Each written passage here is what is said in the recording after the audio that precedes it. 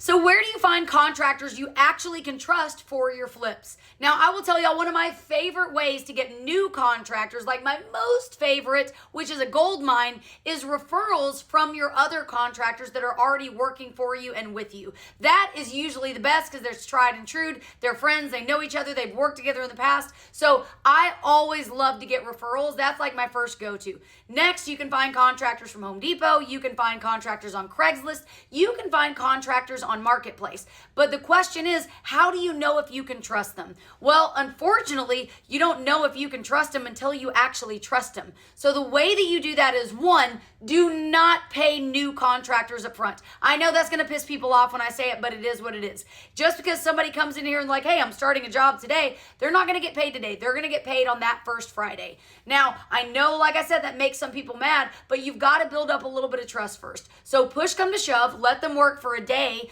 pay them at the end of the day after you see a little bit of their work and you know that you trust them. Or start with a very small job, something that's going to cost a couple $100, see how they do and start to build that trust. But you don't ever want to give somebody right up front, just give money right up front that you don't know and you don't know, hey, is this person going to do a good job or a bad job? And not only that, but if you have hired a contractor and you see them starting to do the work and you see that it is not looking good, stop them and do not pay them. You are not here to give out a participation ribbon, okay? We're not just handing out checks for the funsies of it. You are giving a check for a job well done. And if you see somebody has started and they are not actually a skilled trade, don't pay them. Now, I'm not saying to do this to get out of paying for, work that's done, because if you get a good sub, pay them, take care of them, treat them like family, because that is how they'll be. They will be a very good relationship if you have a good contractor. But if they're doing a bad job, like I said, we don't give out participation ribbons here. So if they're doing a bad job, you stop them right then, save the material if you bought it, and scoot them off the job.